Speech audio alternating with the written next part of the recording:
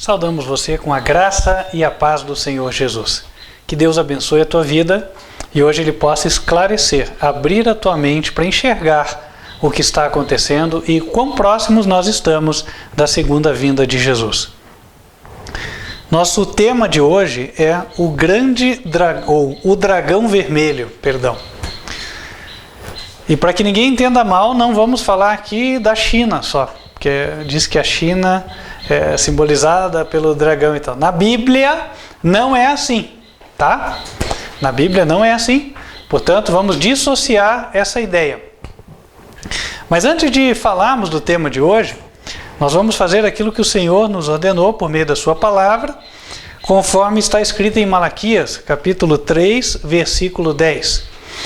Ali o Senhor diz: trazei todos os dízimos à casa do tesouro, para que haja mantimento na minha casa, e fazei prova de mim, se eu não vos abrir as janelas do céu, e não derramar sobre vós bênção tal, que dela vos advenha a maior abastança. Eu não estou aqui para comentar o texto, né? O texto fala isso aí. O ministério, quando recebe os dízimos e ofertas, ele usa esses recursos para o avanço da obra do Evangelho e em várias frentes. Nós temos, por exemplo, um material que está disponibilizado gratuitamente no nosso site, levou 4 anos para ser realizado, que é o Apocalipse ilustrado e explicado.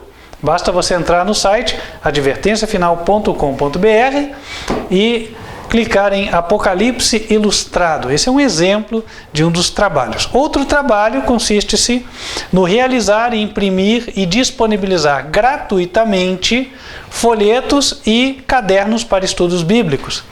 De folhetos nós temos, por exemplo, tem alguns aqui, não vou citar o título de todos, mas só vou mostrar um lequezinho, porque daí você já tem uma base. São vários títulos. Você que tem interesse, entre em contato. Nós podemos passar para vocês, tá? E aí você pode fazer o trabalho missionário. Não são todos, esses são alguns, mas estão disponíveis mediante pedido. No teu pedido, você, se estiver em Curitiba e região metropolitana e puder vir buscar pessoalmente, não vai pagar nada. Agora, se você está longe, vai pagar o envio do correio, porque o ministério é pequeno e não tem recursos de sobra disponíveis para pagar para todo mundo. A propósito, falando de recursos, nós temos uma notícia que não é assim das melhores. Anteontem tivemos que solicitar a interrupção da obra de construção da igreja sede. Aqueles que nos acompanham sabem, não é nenhum templo de Faraó. Na verdade, é um templo com capacidade para 100 pessoas sentadas, mais salas anexas de crianças para possibilitar a transmissão de vídeo da Escola Bíblica das Crianças também e abençoar você que nos assiste à distância. Ocorre que o nosso caixa chegou num limite e nós não temos condições de dar sequência aos pagamentos. Portanto, tivemos de suspender, e a suspensão está realizada por tempo indeterminado até o momento em que Deus possa abrir as portas por meio de pessoas como você, cujo coração é tocado, para poderem abençoar esta obra. Não vou fazer, a exemplo do que já se viu, aqui nenhum melodrama, ficar aqui chorando na tua frente, nem nada. A dívida não é minha, né? Esse ministério não é meu, é de Deus. Então, assim, eu também sou um colaborador como você, eu sou dizimista e ofertante. O mesmo interesse que você tem na obra avançar, se é que você tem, eu também tenho, né? Tenho eu feito a minha parte, então você fazendo a tua também, somando nós toda a nossa diligência, o nosso esforço e contando com as bênçãos de Deus, acredito que a obra em breve deva ser retomada. Essa é a minha fé, né? Então peço a você que tem fé, a você que Deus deu recurso, você possa também agir conforme aquilo que Ele tem te instruído. Aos que desejarem, o Ministério entrega o relatório de aplicação dos dízimos e ofertas e também tem o controle financeiro das despesas da obra. Até aqui, onde nós chegamos, nós cumprimos o cronograma, mas com um dispêndio de recursos bem menor do que aquele que era inicialmente planejado. Comentei na semana passada, o arquiteto falou comigo que, considerando o orçamento realizado há 2 anos atrás para cada uma das etapas da obra, nós conseguimos, a preço de hoje, comprando as coisas hoje, gastar menos do que aquilo que tinha sido projetado. Então, posso dizer que perfeitos nós não somos, mas pelo menos o trabalho até aqui gerou algum resultado. E para que continue, ok, nós podemos até fazer com pouco, mas precisa existir um pouco. Se não existir esse pouco, com nada não se faz, né? Então, aí pedimos as orações dos irmãos para que possamos dar sequência à obra, venha avançando em nome de Jesus. Irmãos, nós vamos nos colocar em pé. Estaremos louvando a Deus. Enquanto estivermos louvando, aqueles que se prepararam poderão fazer a sua devolução aqui. E você que está longe, mas que Deus tocou o teu coração para enviar os dízimos e ofertas a este ministério, pode fazê-lo entrando em contato pelo WhatsApp. Tome nota, por favor, do número 55 para quem está fora do Brasil. Aqui no Brasil, DDD 41, número 995098425. Vamos nos colocar em pé e vamos louvar ao Senhor.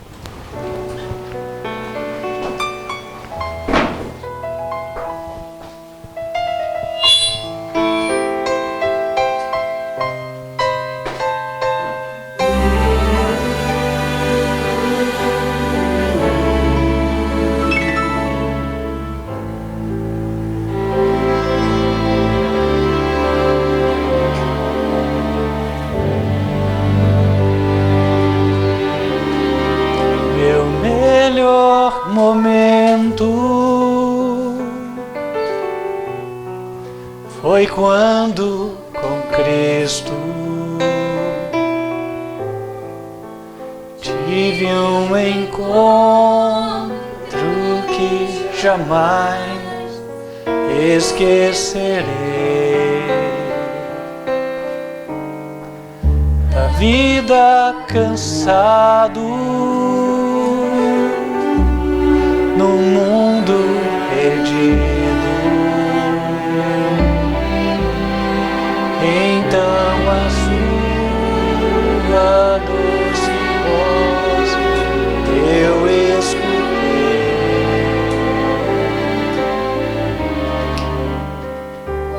Com tanto amor me chamou, amor que eu jamais fiz por merecer.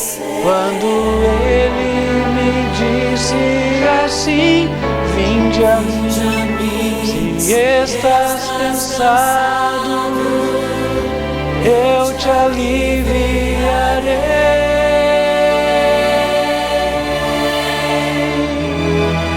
Com tanto amor me atraiu,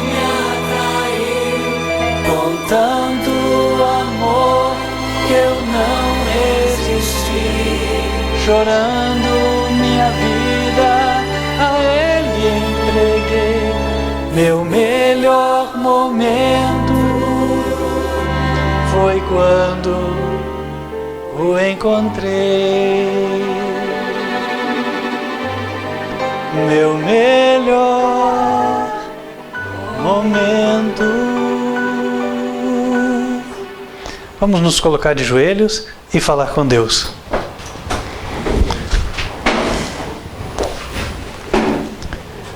Senhor nosso Deus, agradecemos o dia até aqui, as bênçãos que o Senhor tem conferido ao teu povo, a ponto de haverem contribuições aqui na tua caixa de dízimos e ofertas.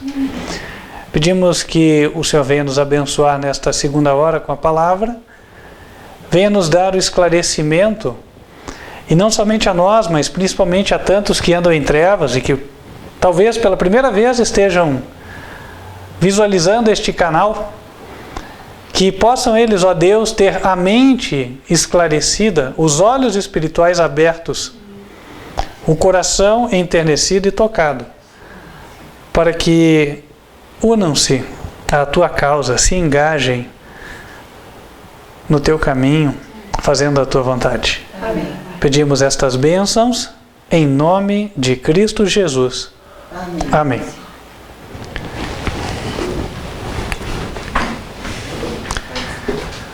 Como dissemos há pouco, o título da mensagem de hoje é O Dragão Vermelho. Não é de minha invenção, o texto encontra-se em Apocalipse, nos capítulos 12 e 13.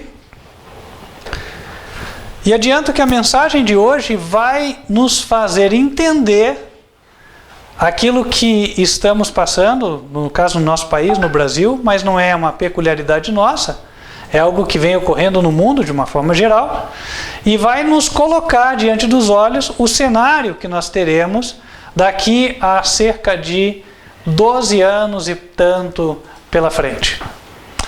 Então, é interessante que todos aqueles que têm essa perspectiva de vida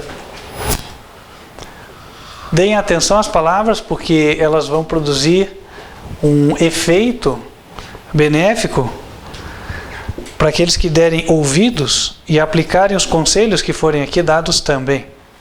Em Apocalipse, no capítulo 13, a Bíblia fala do erguimento do último poder contra Cristo, que vai perdurar por não muitos anos, e então será destruído pela segunda vinda do Senhor Jesus.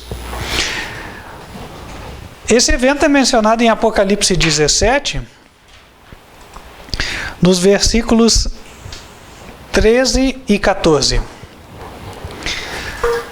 O texto diz: Estes têm o mesmo intento e entregarão o seu poder e autoridade para a besta. Estes combaterão contra o Cordeiro, e o Cordeiro os vencerá, porque é o Senhor dos senhores e o Rei dos reis. Vencerão os que estão com ele, chamados, eleitos e fiéis. A besta receberá o poder mundial. Pelejará contra o Cordeiro, no caso Jesus, e os seus verdadeiros seguidores. Eu digo verdadeiros porque nesta época haverão os falsos. A besta vai aparecer travestida de um líder religioso. O travestir é uma palavra bem adequada, porque hoje ela está em voga, né? O travesti é o homem que se veste de mulher, quer parecer uma mulher, mas não é. Então, o travesti, no contexto espiritual, é alguém querer se parecer como um líder religioso, quando, na verdade, na essência, ele nada tem de religioso. Nada mesmo. O próprio Satanás vai parecer como convertido nos últimos dias. E aí é que ele vai levar o mundo enganado atrás de si. Claro que o Satanás não vai aparecer dizendo: olha, eu sou Satanás, hoje eu estou dizendo para vocês que eu sou um seguidor de Jesus, por favor me sirvam. Né? Não vai fazer isso. Mas, com a astúcia que lhe é peculiar, a astúcia da serpente, ele vai colocar na vitrine do mundo um líder religioso que hoje já é bastante conhecido. Em Apocalipse 13, versículo 1, é dito: Eu pus-me sobre a areia do mar e vi subir do mar uma besta que tinha 7 cabeças e 10 chifres, e sobre os chifres 10 diademas, e sobre as cabeças um nome de blasfêmia. E a besta que vi era semelhante ao leopardo, e os seus pés como os de urso, e a sua boca como a de leão. E o dragão deu-lhe o seu poder, o seu trono e grande poderio. A Bíblia diz que o dragão... aqui já não tem mais, né? O dragão entrega o seu poder para a besta. Quem é a besta? Verso 4. E adoraram o dragão que deu à besta o seu poder. E adoraram a besta, dizendo: Quem é semelhante à besta? Quem poderá batalhar contra ela? A besta é um líder religioso venerado. Olha que há poucos, então a gente já começa a se afunilar para encontrar a resposta. Poucos líderes religiosos são venerados. Existem muitos líderes, mas nem todos são venerados. Concordam? Além disso, que mais que esse líder já fez no passado? Verso 7. Foi-lhe permitido fazer guerra aos santos e vencê-los. E deu-se-lhe poder sobre toda tribo, língua e nação. Agora, a descrição não dá margem a dúvidas. Qual líder religioso que teve poder sobre o mundo conhecido da sua época? Aquele que coroava os reis na Idade Média? O Papa. E é dito que foi-lhe permitido fazer guerra aos santos e vencê-los. Quem foi que, em nome da religião, matou os estudantes da Bíblia? A história contabiliza, ou nos diz, porque contabilizar nem tem como, mas nos diz que teriam sido, de acordo com os registros, mortos aproximadamente mais de 100 milhões de crentes na Bíblia.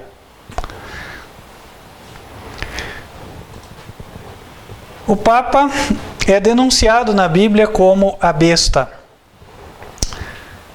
As pessoas não gostam de ouvir isso hoje. Bom, mas na maioria das eras, a verdade não foi popular. A Bíblia diz que quem dá o poder à besta é o dragão. Isso se entende de duas formas. A primeira é porque a Bíblia explica que o dragão é uma pessoa, um ser, num primeiro sentido. Mas tem um segundo sentido. No primeiro sentido, Apocalipse 12, versículo 9, nos diz o seguinte: e foi precipitado o grande dragão, a antiga serpente, chamada o Diabo e Satanás, que engana todo o mundo. Aqui tem um detalhe bastante interessante. Por quê? O povo parece que gosta de seguir a maioria. A voz do povo é a voz de Deus, é o que se escuta aí, né? Pois é, mas a Bíblia diz que a maioria é enganada pelo diabo. O diabo engana todo mundo, o dragão engana. E conforme nós já lemos anteriormente, o dragão é quem vai dar o poder para a besta. É Satanás quem tem o interesse de que o Papa seja exaltado à proeminência no mundo inteiro. E o Papa ainda se torne o governador do mundo. Todas as nações fiquem normalizadas, esse termo não seria talvez mais adequado, mas assim, é como se você padronizasse as nações e todas elas admitissem um líder comum, um governador, um rei.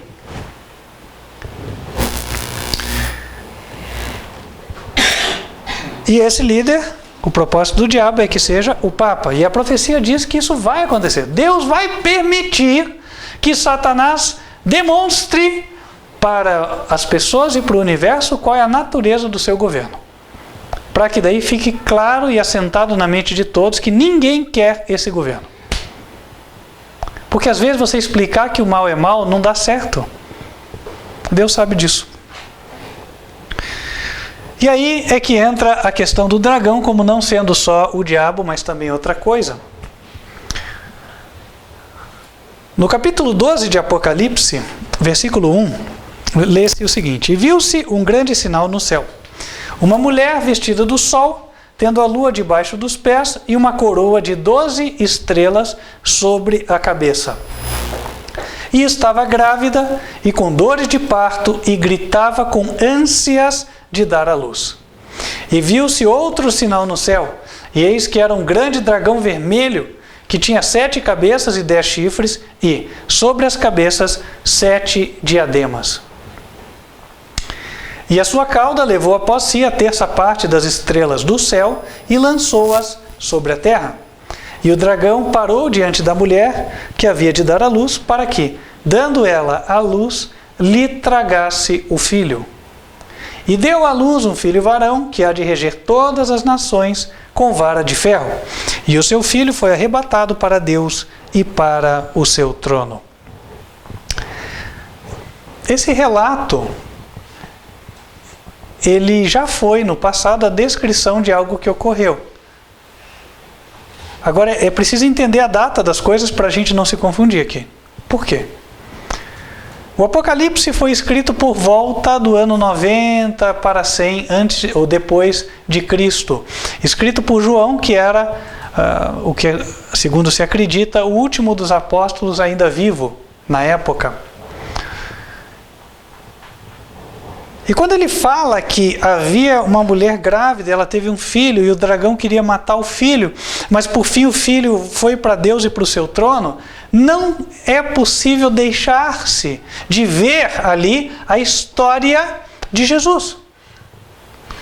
Ora, qual é o filho que um dia nasceu na terra e hoje está ao lado de Deus no seu trono?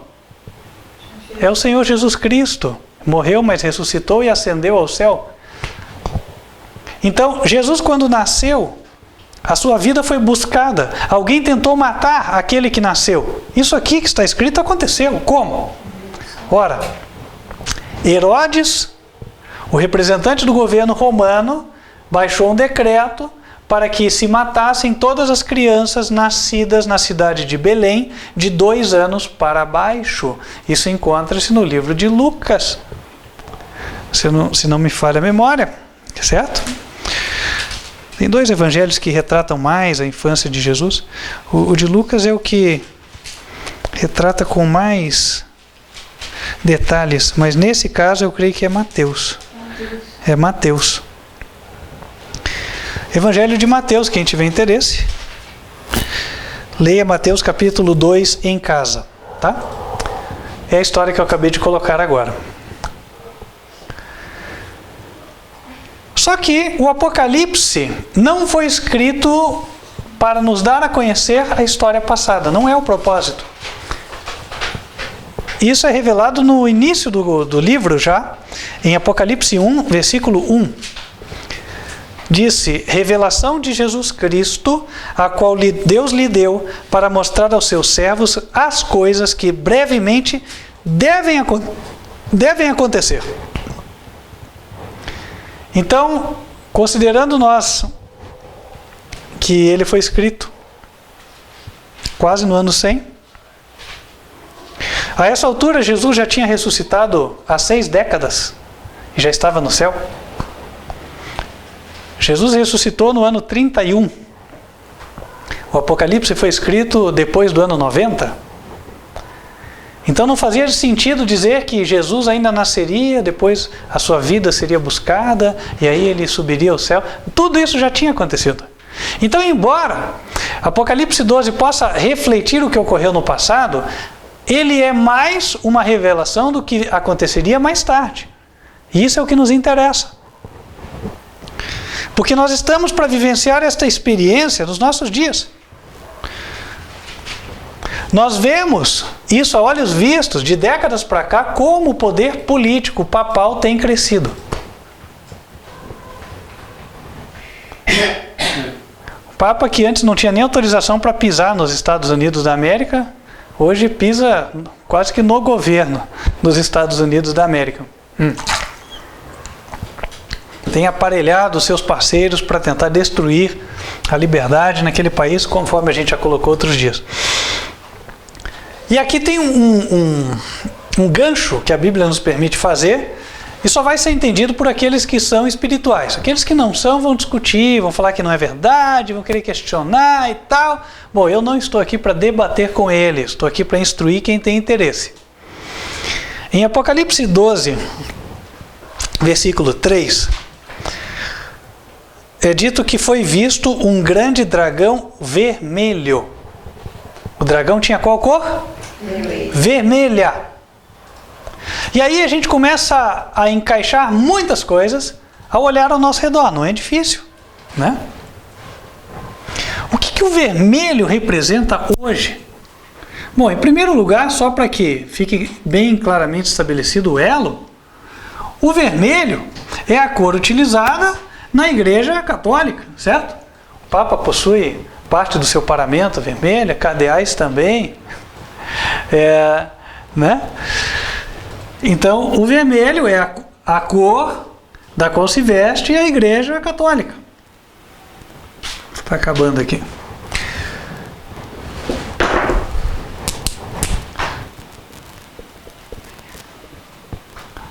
Ou seja, é a cor do papado. E a Bíblia já denuncia isso desde 2000 anos atrás. Desde antes do papado existir, a Bíblia já denuncia. E o vermelho tem todo o significado na Bíblia, porque o vermelho, segundo Isaías capítulo 1, versículo 18, o vermelho é a cor de pecado. Fala, ainda que vossos pecados sejam vermelhos como o carmesim, se tornarão puros como a lã. E o que é o pecado, meus queridos irmãos? 1 João capítulo 3, versículo 4. A Bíblia diz que o pecado é a transgressão da lei, dos 10 mandamentos. E agora a gente encaixa as coisas. Ora, dentro dos 10 mandamentos nós encontramos, por exemplo, o quarto. Êxodo 20, versículo 8, onde diz, lembra-te do dia do sábado para o santificar. 6 dias trabalharás e farás toda a tua obra, mas o 7º dia é o sábado do Senhor teu Deus. E o Papa advoga outro, que não este, mas o dia de domingo. E jamais vai se converter. Vai continuar até o fim da história falando para guardar o domingo. Então a Bíblia, acertadamente, identifica esta igreja que propaga um mandamento em oposição, em contraponto ao mandamento de Deus, ou um mandamento contrário ao mandamento do Senhor. Essa igreja que trabalha por jogar por terra a lei de Deus, apesar de dizer que está querendo implementar o reino de Deus, ela diz que está trabalhando a favor do reino de Cristo, quando na verdade está tratando de destruí-lo por todos os meios possíveis e imagináveis. A verdade é, e aqui muita gente não vai gostar, mas vai concordar, a verdade é que a Igreja Católica não se baseia na Bíblia. O ensino da Bíblia não é dado nas catedrais, nas missas. Os padres não estudam a Bíblia para se formar, estudam filosofia. E aí é que nós vemos como o nosso governo acertadamente identificou que o maior polo de oposição ao governo atual é a Igreja Católica, juntamente com as universidades. Por quê? É nas universidades, na área de humanas, onde se ensina a filosofia. Ora, todos que bebem da mesma fonte estão no mesmo time. Faz sentido? Opa! Né? Ora, mas por que os padres aprendem filosofia e não a Bíblia? Porque o propósito da igreja não é estabelecer o reino de Cristo, aquele pautado nos 10 mandamentos. Não é. O propósito dela é estabelecer a autoridade do Papa, e só. Por todos os meios possíveis e imagináveis.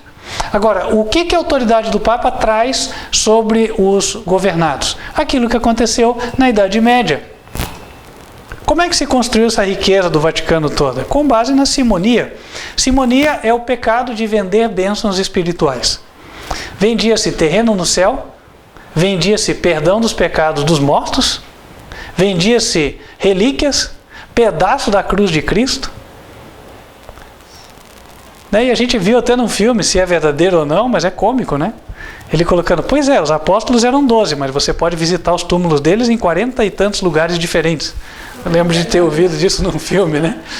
Quer dizer, se é verdade ou não, não vem ao caso. O que está em pauta é que, assim, absurdices ocorriam, né? E ninguém hoje, em sã consciência, se levanta para defender os absurdos que existiam naquela época. O Tribunal da Inquisição, então, injustificável. Porém, existe até hoje com outro nome, Congregação para a Doutrina da Fé. E o Papa antecessor, que era o Joseph Ratzinger, ou Bento XVI, ele era o presidente da Congregação para a Doutrina da Fé, o inquisidor moderno. E aquela ordem estabelecida para acabar, matar, investigar onde estavam os protestantes e levá-los para a estaca e para a fogueira, que era a ordem estabelecida por Inácio de Loyola, dos jesuítas, existe até hoje. E quando eles aparecem em público, como é que eles aparecem? Aquela bata marrom, chinelinho, né? Olha, votos de pobreza e austeridade. Pois é, e os jesuítas e as ordens dos frades mendicantes. Sabe o que são frades mendicantes? Eram ordens de frades que diziam que não tinham nada nessa terra. E como eles não tinham nada, o que eles faziam? Batiam na porta e pediam contribuições. já que eu não vou trabalhar, alguém vai trabalhar por mim, porque fome eu não hei de passar. Boa filosofia, né? Pois é, era o que acontecia.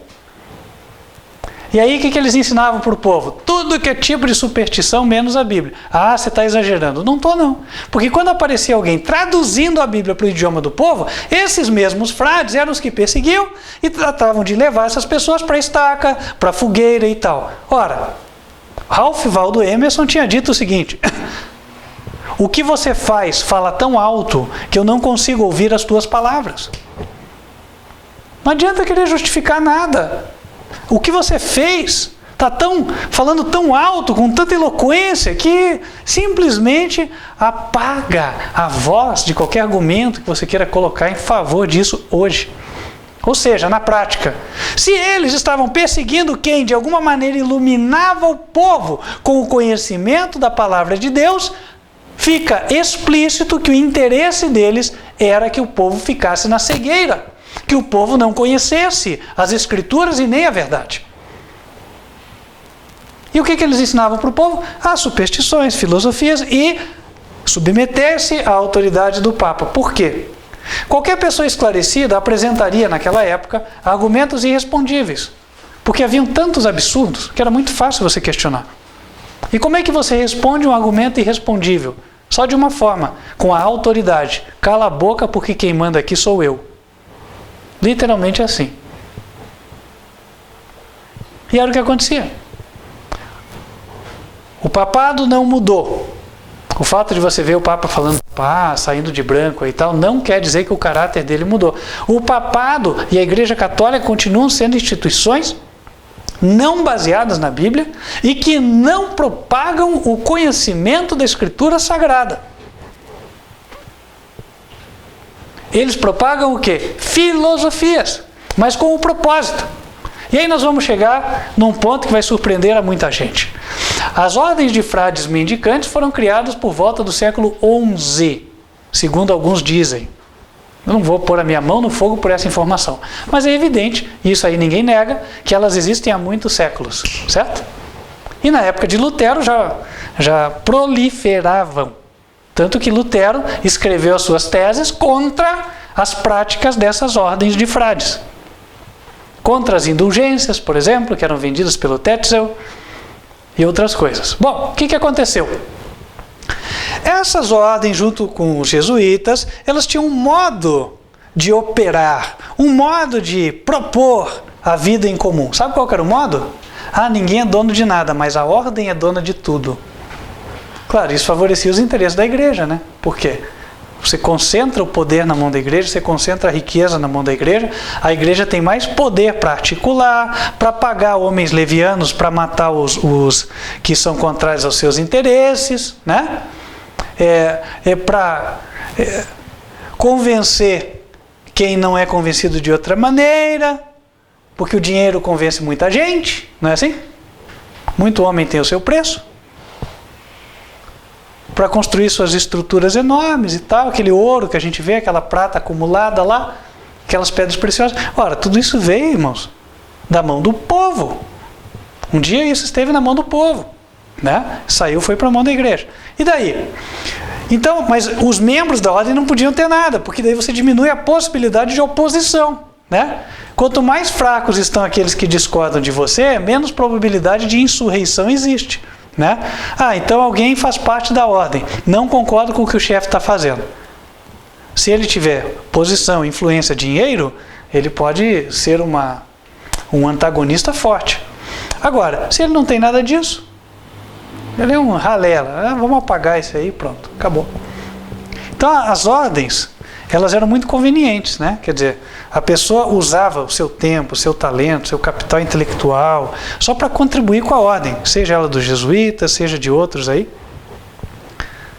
em prol dos interesses da igreja e do Papa. Bom,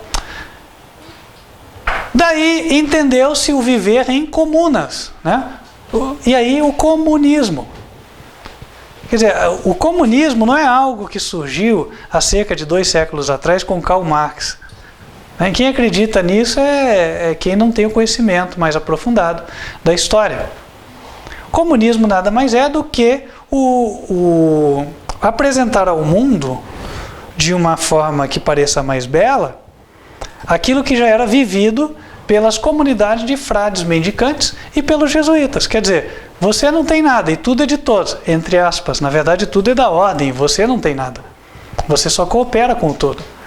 E esse modelo foi praticado aqui no Paraguai durante cerca de 100 anos, mais ou menos, aí, de 1650 até, se não me engano, 1750. E os jesuítas prosperaram muito naquela época, fazendo uso dos índios paraguaios. Mais tarde, tutoriaram um homem, filho de judeus, que na escola tinha se mostrado alguém que era mais dado aos prazeres do que ao estudo. Que inclusive quando foi para a primeira universidade, este homem logo se engajou num clube de poesia, num clube de bebidas, né? E aí o seu pai, quando descobriu que o negócio dele não estava sendo estudar, o que ele fez? Mandou ele para Berlim. Aí piorou, porque lá ele encontrou a turma da filosofia, né? E aí, né, ele se tornou um ativista. Começou a escrever coisas e logo o Estado alemão foi para cima dele. Bom, esse homem, o que ele fez na vida, o que ele construiu? Bom, morreu com 60 e tantos anos, teve 6 filhos, dos 6 todos morreram, 4 morreram antes dele, porque ele não conseguia prover o básico para casa. Sempre foi descontrolado com as finanças. Viveu às custas do pai até o pai falecer.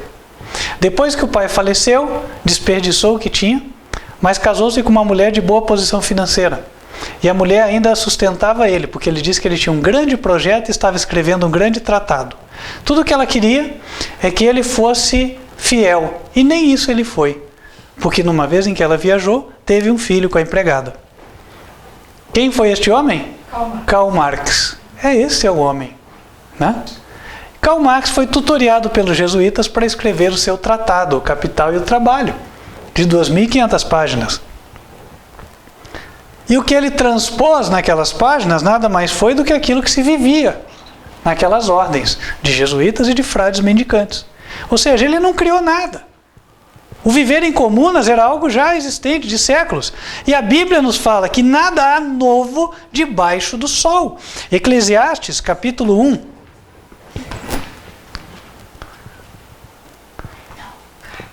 Eclesiastes, capítulo 1, versículo 10. Há alguma coisa de que se possa dizer, vê, isto é novo? Já foi nos séculos passados que foram antes de nós. Outro dia escutava um decano, não posso dizer que é um decano, mas uma pessoa já respeitada, com grau de doutor, afirmando que, olha, não, a primeira vez que houve uma greve foi quando os ingleses que trabalhavam nas missas, nas minas de carvão, pararam o trabalho porque eles queriam ter um tempo para fazer, sabem o quê? Ir na missa. Quem é que instigou os trabalhadores, então? O líder religioso. Hã? Olha, irmãos, quem tem um pouquinho de tutano já consegue entender, certo? Ora, se a greve era para ir para a missa, quem tinha interesse na greve? A igreja.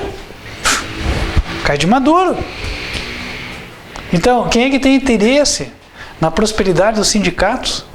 Ou melhor, não é na prosperidade, mas quem tem interesse no ativismo sindical?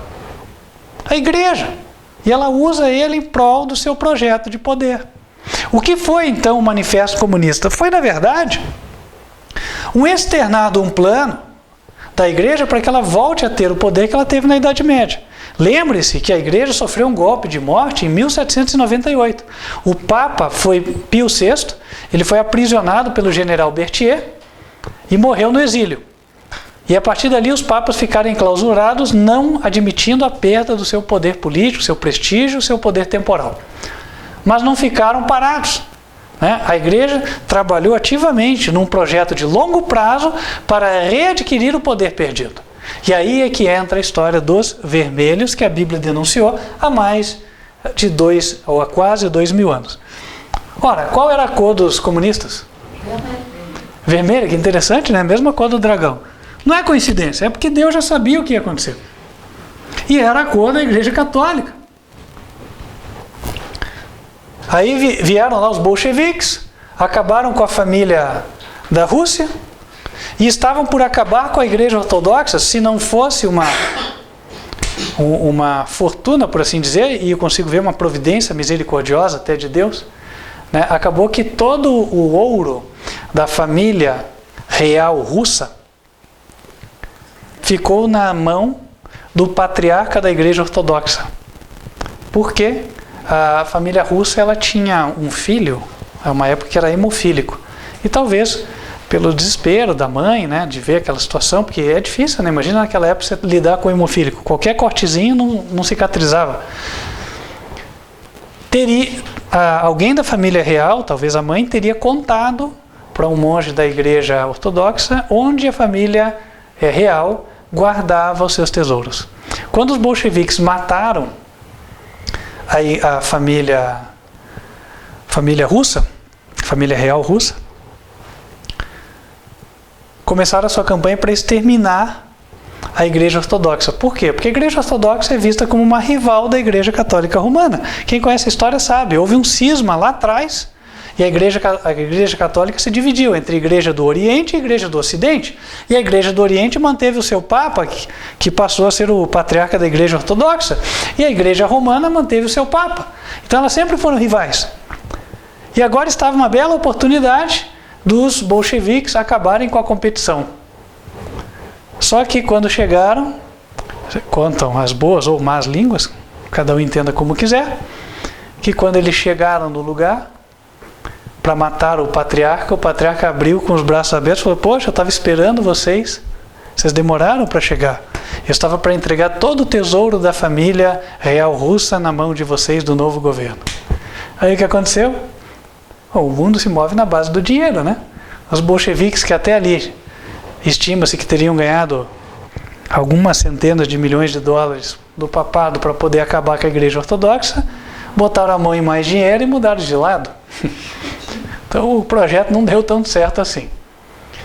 E Deus salvou o pescoço de muita gente, né? Que ia acabar morrendo ali naquela história. Bom, e aí acontece que a história foi desenrolando e daí a gente consegue ver a razão pela qual esses jesuítas fomentaram a Primeira Guerra Mundial e a Segunda e fizeram acontecer batalhas como aquela de Stalingrado para matar mais de 1 milhão de russos lá, a ponto de Lenin depois nem dizer quantos foram mortos. Não diz, né, oficialmente quantos morreram ali. Por quê? Porque a ideia é você acabar com a dissidência. A mesma ideia da Idade Média é levada a cabo no século passado. Como é que começou a guerra? Uma das guerras, o assassinato do príncipe Ferdinando, o conflito na Sérvia. Né? E por quê? O conflito entre sérvios e croatas era o conflito entre ortodoxos e católicos romanos, com o objetivo de querer exterminar uns e favorecer outros. Os massacres ocorridos na Polônia também, né? Em outros países ali que tinham a presença da Igreja Ortodoxa, fruto disso. Ah, mas o que acontece? Quando cai a cortina de ferro, escondeu-se tudo isso, e daí nas universidades conta-se uma outra história. Ah, não, é porque, poxa, na época da cortina de ferro o povo teve grandes conquistas sociais. Irmãos, quem foi lá visitar viu que isso é uma balela. Né? Eu visitei a Europa em 1994. A perestroika acabou em 1991. Eu estive na República Tcheca, estive na Alemanha, estive na Polônia. Né? E o que posso dizer a vocês é que o que a gente via lá era algo assim, caótico. Uma pobreza generalizada, né? Corrupção. Pessoas, estive na Romênia, pessoas falando para mim, não, olha, meu pai era torturado sistematicamente a cada 15 dias, se não me engano, porque ele não quis ser um informante do regime. Era assim. Era boa a esquerda? Mas era isso. Essa era a realidade. O que se viu agora há pouco na Venezuela não é novo, já acontecia lá na Cortina de Ferro. Só que daí os professores vêm dizendo aqui na universidade que eu escutei, ninguém me falou não, eu escutei com esses ouvidos aqui, ó. Ah não, porque os russos perderam as conquistas sociais quando caiu a Cortina de Ferro. Ora, se eram tão boas assim as conquistas, por que todo mundo queria ultrapassar aquele muro de Berlim e escapar para a Alemanha Ocidental? Vai contar mentira para outro. Né? Então, irmãos, o que acontece é, esse projeto de poder que a igreja tem levado a cabo durante décadas a fio, para estabelecer o seu poder. E a Bíblia aqui expõe. Por quê? Ela fala que quem vai dar o poder para a besta é o dragão, e esse dragão é vermelho. E aí no Brasil, como é que fizeram? Ah, primeiro, vamos tirar esse regime militar, não nos interessa. Né? Quando tiraram o regime militar, aí entrou o primeiro presidente. Quem foi nosso primeiro presidente eleito? Fernando Collor de Mello, certo? Ah, daí bota o jovem na rua, impeachment já, não sei o que e tal. Bom, quem que concorreu com o Fernando Collor de Mello e quase ganhou? Quase ganhou não, mas ficou em segundo lugar, né? Um segundo lugar bem posicionado. Ele tirou do concurso que era a oposição natural, que era o Leonel Brizola, na época. Né? Era o Lula. É alguém que saiu do nada ali, aparentemente do nada, né? Mas ele liderou de novo. Quem? Os vermelhos. Qual era a cor do partido, irmãos? Vermelho. Qual é a intenção desse pessoal aqui? Não é difícil. Olha, eu vou falar uma coisa tão simples que qualquer pessoa vai pegar isso aqui. Vejam o que aconteceu, por exemplo, ontem. Eles foram se manifestar. O que fizeram? Interromperam o fluxo de trânsito nas ruas, queimando coisas, certo? Isso é subversão da ordem. Você obrigar quem não quer participar com você a ser prejudicado. Ora, suponhamos que você é um motorista, você está na estrada. Você tem uma entrega para fazer, está entregando às vezes um alimento perecível, concreto, você não pode ficar parado na estrada para entregar. Né? Aquele caminhão que roda, ele tem um tempo específico para chegar na obra. Senão, você pode perder o caminhão. Aí essa turma chega, né? Vai lá e mete fogo e deixa todo mundo parado ali e se acha no direito de fazer. Ora, gente, tem uma regra universal da liberdade que é assim: a tua liberdade termina quando começa a liberdade do teu próximo. Então, isso demonstra o seguinte: o que é que essas pessoas querem implantar? O que elas já estão fazendo hoje: anarquia. Se hoje que elas não estão no governo, elas não respeitam as instituições estabelecidas, a ordem social, não pense que elas vão respeitar quando estiverem no poder, não vão. Só que o que elas não sabem é que elas estão contribuindo para esse projeto de poder da Igreja Católica. E o projeto deles é fácil, para quem conhece a história sabe. É assim: ou nós vamos governar, ou nós vamos arruinar. Não tem meio termo.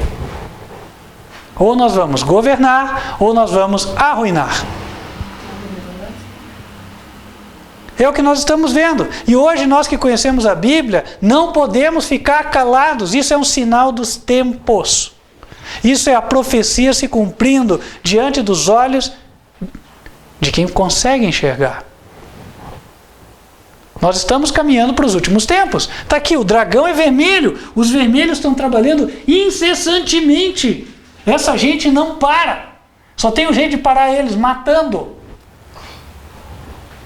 É verdade. É verdade, só tem um jeito de parar. Por quê? Porque eles estão decididos a tomar o poder. Não estou falando aqui de pessoas conhecidas no nosso cenário, políticos aqui do Brasil. Não é isso que eu me refiro. Eu me refiro a quem manda. Eu me refiro à igreja, aqui a Igreja Católica. E Deus diz que esses que hoje estão apoiando a igreja são os que vão matar os cardeais amanhã. Eles vão matar. Porque eles vão ver que foram enganados. Só que daí já vai ser tarde, eles vão ter perdido a sua alma, que é o mais importante. E agora eu chego no âmago da nossa mensagem. Porque o foco da nossa mensagem, irmãos, não é ficar aqui só no plano da política. O plano da política hoje, ele está se aproximando do religioso. E isso sim é uma verdade, e nós temos que, como conhecedores da palavra, levantar o sinal de alerta. O plano da política está se aproximando do plano religioso. E isso é extremamente danoso, por quê? Porque pode levar almas à ruína. Aqueles que estão atuando em favor desse projeto de poder estão comprometendo não só a sua liberdade, como também colocando em risco a sua alma.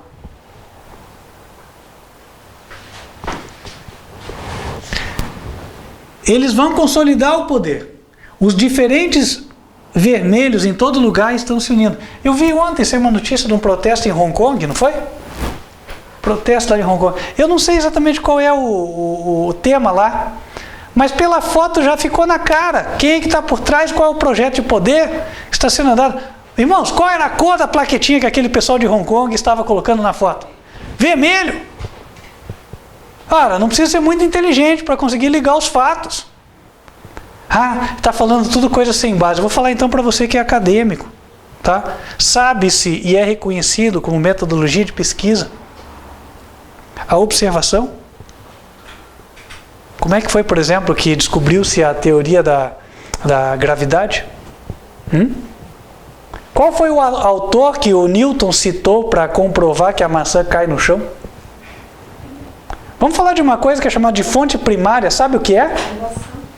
Fonte primária é quem escreveu, quem viu por primeiro. E esse não se referenciou em ninguém. Hoje o que querem tirar de nós é a liberdade de pensarmos como indivíduos em prol de agirmos como o boi da boiada, da coletividade. E é uma coisa que Deus tinha me feito pensar essa madrugada.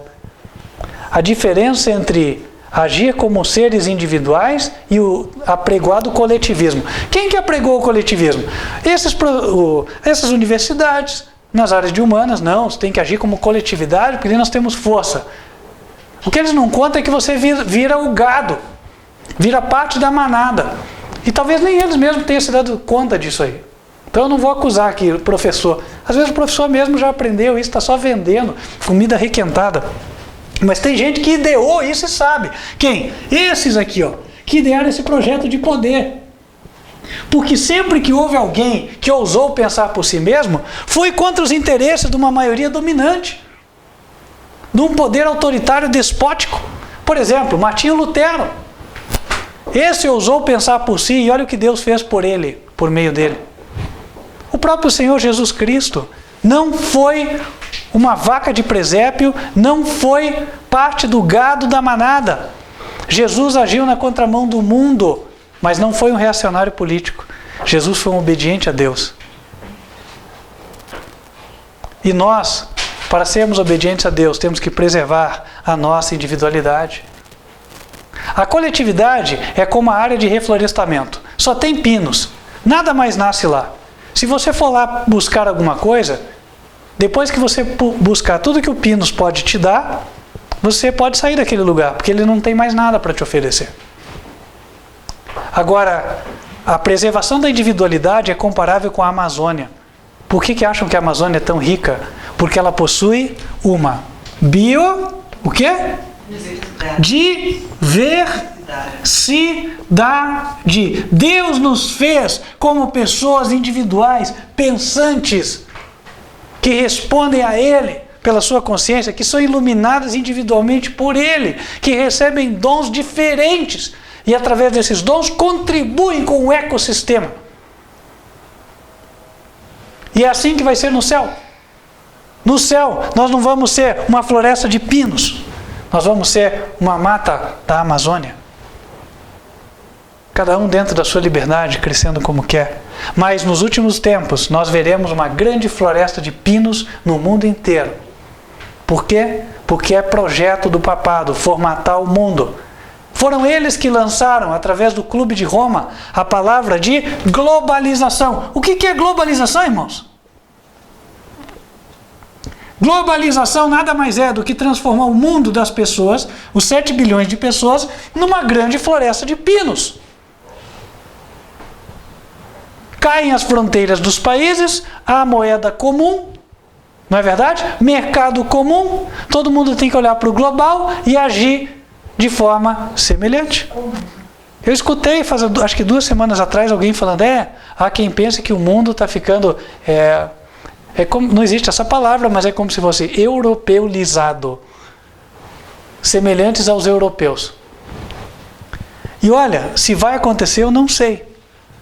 Mas que o euro é um candidato a se tornar uma moeda mundial, é. E aí uma coisa que a gente não pode apoiar, né? Outro dia foi colocada, não, está estudando fazer moeda comum na América Latina. Essa história de moeda comum, onde quer que ela apareça, é uma furada.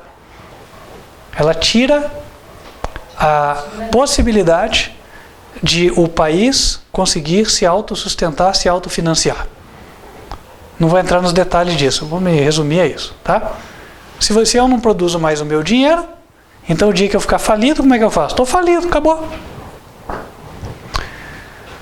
Globalização. Transformar o mundo numa floresta de pinos. Aí em seguida, como a globalização gerou vários problemas, vamos resolver o problema. Então vamos lançar outro conceito, lançado pelo mesmo clube. Sustentabilidade. Todo mundo fala disso hoje. E uma palavrinha que está vindo associada a isso, que eu vejo que só está virando moda, né? Inovação. Outro dia eu estava vendo o shampoo de casa. Shampoo normal aí, que a gente conhece aí de décadas, né? É mais um. Estava lá. Inovação com não sei o quê. Eu falei, pô, gostaram da palavra, puseram aqui. Tudo que é lugar você ouve falar disso, né? Inovação, inovação. Mas na prática, irmãos, isso aqui está só cumprindo a agenda daquilo ali. O mesmo pessoal que lançou o conceito de sustentabilidade já está dizendo que vai se resolver o problema da humanidade, sabe com o quê? Com o amor. Ora, mas o amor é a essência do que é apregoado na Bíblia. Aí é que a gente está vendo para onde eles querem chegar. Né? Não sabe o que eu estou dizendo? Não sabe de onde vem? Pamela Meadows e Clube de Roma. Pesquise isso na internet. Ou Pamela Meadows e Clube de Roma. Pesquise isso aí, você pode ir a fundo, tá? O foco nosso aqui é a Bíblia, não é ficar falando só de política. A política daqui a pouco nem vai existir mais. Dentro de 2 décadas, esses assuntos vão estar completamente enterrados.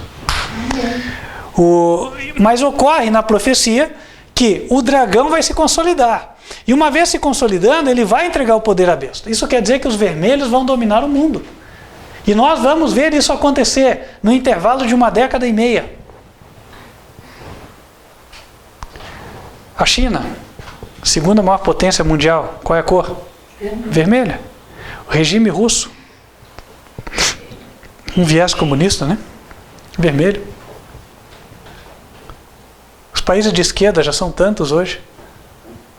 Como é que estão os partidos de esquerda em tudo que é lugar? Até nos Estados Unidos, né? Os democratas. Os democratas são os comunistas enrustidos lá dentro. Só que não se fala isso, né? Mas qual é a cor dos democratas? Vermelho. Aí fala, não, porque democrata vem de democracia. Irmãos, a palavra democracia tem sido usada como cortina de fumaça para cobrir o comunismo. Dizendo, nós somos a favor da democracia. Ou seja, onde não é comunista, não tem democracia. Onde o governo não favorece os interesses da Igreja Católica, não tem democracia. Mas quando a gente enxerga a Venezuela, ninguém fala nada. Tem democracia na Venezuela? Tem ou não tem? Respondam. Tem democracia na China? Tem ou não tem? Não tem. E alguém fala alguma coisa? Não, o ruim do mundo é o Trump, né? O Xi lá da China não é ruim. A China é um país tão democrático que tem um partido só. Olha que legal. Né? Oi, irmãos. Brincadeira, né? Brincadeira. Não é brincadeira, é realidade. É o que tem acontecido. E é o que a profecia disse que ia acontecer. E nós estamos vendo acontecer. E o que nós estamos fazendo? Não estou falando aqui para você sair na rua, bater panela, fazer... Não é isso não. Né? É entender que esse poder dos vermelhos vai entregar o poder para a Igreja Católica. E daí? O que é que vai acontecer? Apocalipse 13. Apocalipse 13.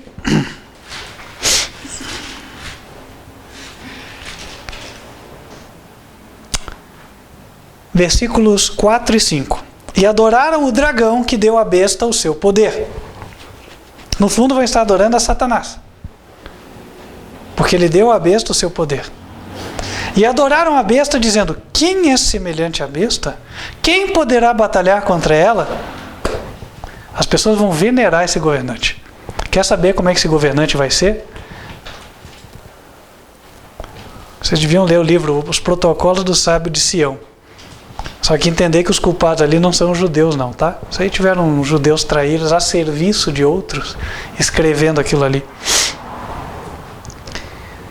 Verso 5.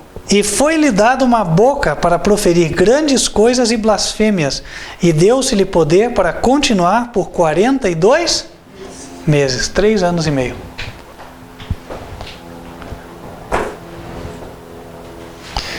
E aí? E depois desses 3 anos e meio? Apocalipse 17, versos 11 a 14. E a besta que era e já não é ela também o 8º, e é do 7, e vai à perdição. Está todo mundo caminhando para a perdição, seguindo a besta. Verso 12. E os 10 chifres que viste são 10 reis que ainda não receberam o reino, mas receberão o poder como reis por 1 hora, juntamente com a besta. Mais uma vez, foi o Clube de Roma, a serviço do Papa, que fez um projeto de governo mundial, dividindo o mundo em 10 regiões, as quais ele chamou reinos. Isto aconteceu em 1973. Verso 13. Estes têm o mesmo intento e entregarão o seu poder e autoridade à besta. O papado vai consumar o seu projeto de poder. E quando ele tiver o poder na mão, vai mostrar a sua verdadeira cara. Só que, para mantê-los enlaçados, o que é que o diabo vai prover? Milagres. Porque um povo ignorante e supersticioso pode ser preso ainda por meio dessas fantasias. Era o que acontecia na Idade Média.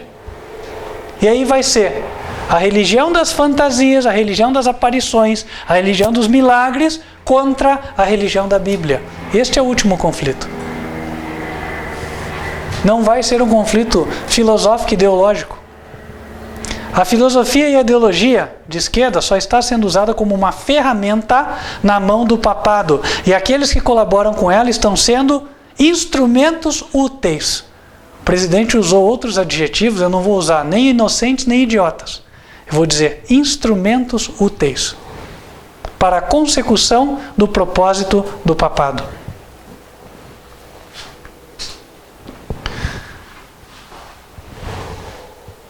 Mas vão se aperceber do que fizeram só quando for tarde, e vão se lamentar amargamente. Verso 14. Estes combaterão contra o Cordeiro, e o Cordeiro os vencerá, porque é o Senhor dos senhores e o Rei dos reis. Vencerão os que estão com ele, chamados, eleitos e fiéis. Mas esses que vão vencer não serão a maioria. A maioria vai estar com quem? Verso 15. E disse-me: as águas que viste, onde se assenta a prostituta, são povos, multidões, nações e línguas. Povos, multidões, nações e línguas seguirão uma mulher denunciada como prostituta aqui na Bíblia, e é a mulher que comanda a besta, é a igreja, a instituição. Só que Deus vai desmascará-la ao final daqueles 3 anos e meio. Nós, como minoria, como igreja da Bíblia, como igreja que crê na palavra do Senhor e obedece os seus mandamentos, nós pelejaremos contra eles. Como? Não com a força das armas, mas com a força da verdade, com a palavra do Senhor. Amém. E aí, quando Deus desmascarar, porque um dia Deus vai mostrar as tábuas da lei no céu, e as pessoas verão que o dia de repouso é o sábado, não é o domingo. Quando isso acontecer, verso 16, os 10 chifres que viste na besta são os que aborrecerão a prostituta e a porão desolada e nua, e comerão a sua carne e a queimarão no fogo. Nossa, eles vão fazer isso com a igreja? Vão sim. Verso 17, porque Deus tem posto em seu coração que cumpram o seu intento e tenham uma mesma ideia, e que deem à besta o seu reino até que se cumpram as palavras de Deus. Deus permite que as pessoas que não amam a verdade sejam enganadas por esse gigantesco sistema de engano comandado pelo papado, para que cada um se posicione ou a favor ou contra Deus.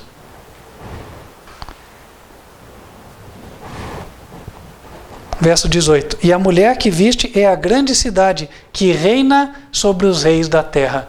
Quando você fala disso, todo mundo fala que você é teórico da conspiração. Não, sou pregador da palavra.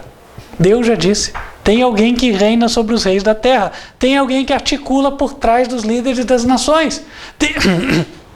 Tem alguém que está fazendo o mundo convergir para este projeto de globalização, sustentabilidade, união monetária mundial e união religiosa mundial.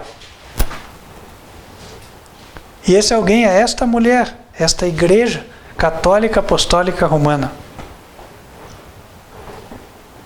Eu sei que vocês querem o meu sangue, mas não vão conseguir. Deus prometeu que vai manter a minha vida. Amém. Essa vocês não vão tirar. Amém. Tá? Agora espero que vocês ouçam em tempo e se arrependam. Para o bem de vocês. A minha vida ele já garantiu. A de vocês, se vocês obedecerem a Deus, andarem em harmonia com a vontade dele, então ele vai garantir. Vocês podem destruir aqui PSOL, PSL, né, Bolsonaro, seja com quem for que se puser no caminho de vocês. Mas vocês nunca vão prevalecer contra Jesus e a sua verdade. Amém. A Bíblia diz em Apocalipse, capítulo 12, verso 14, verso 12. Aqui está a paciência dos santos. Aqui estão os que guardam os mandamentos de Deus e a fé de Jesus. Nós nunca poderíamos vencer vocês com a força das armas. E eu nem posso considerar vocês meus inimigos. Porque, afinal de contas, todo ser humano é um candidato à salvação. O que eu posso dizer é que você está redondamente enganado se você faz parte e colabora com esse projeto de poder. Mas há chance ainda. Lembre que isso aqui vai te levar a absolutamente nada. Você vai se enxergar daqui a pouco como uma laranja. Sabe o que se faz com a laranja? Você espreme ela enquanto ela tem suco. Quando ela não tiver, você joga o bagaço fora. Enquanto você é útil, você presta. Quando você não é mais útil, não é mais necessário, você é descartado. É o que vai acontecer com todos os infelizes que cooperarem com esse projeto de poder aqui do dragão vermelho. Mas eu espero que você, iluminado pelo Senhor, pela sua palavra, possa sair da escravidão para a liberdade dos filhos de Deus. A liberdade daqueles que obedecem os mandamentos, daqueles que seguem o Senhor Jesus Cristo, daqueles que preservam a sua própria individualidade, que não vão deixar se levar pela mídia, pela manada, pelo que o povo está dizendo, pouco interessa. Eu não tenho que fazer as coisas porque todo mundo está fazendo. Eu não tenho que concordar porque a Globo diz, porque o outro diz. Porque a Folha de São Paulo, porque o UOL, não interessa. Eu vou concordar com o que é certo se for certo. E vou denunciar o errado se estiver errado. E acabou. O ser humano tem uma consciência que não pode ser amarrada, não pode ser comprada, não pode ser desvirtuada. E só tem uma forma dela ficar assim, nesta posição que Deus designou para ela. É iluminado pelo Espírito de Deus. É obediente ao Senhor Jesus Cristo. É fazendo a sua vontade, é entregando-se de corpo, mente e alma a Ele. Quem tem o propósito de seguir nesta linha hoje? Amém. Que assim seja, em nome do Senhor Jesus. Vamos nos colocar de joelhos e falar com Deus.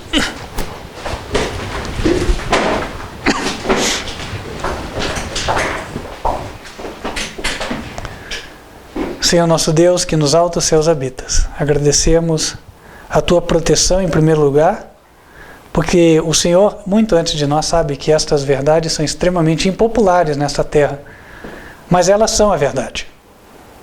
E queremos pedir a Deus que o Senhor faça com que a terra se encha do Teu conhecimento, da Tua verdade, como as águas cobrem o mar.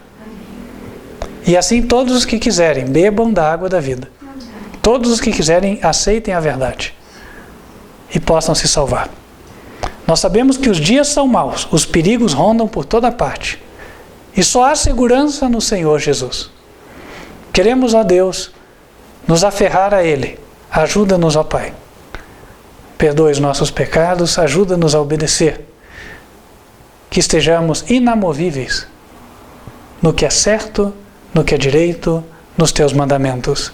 Pedimos estas bênçãos em nome de Cristo Jesus. Amém.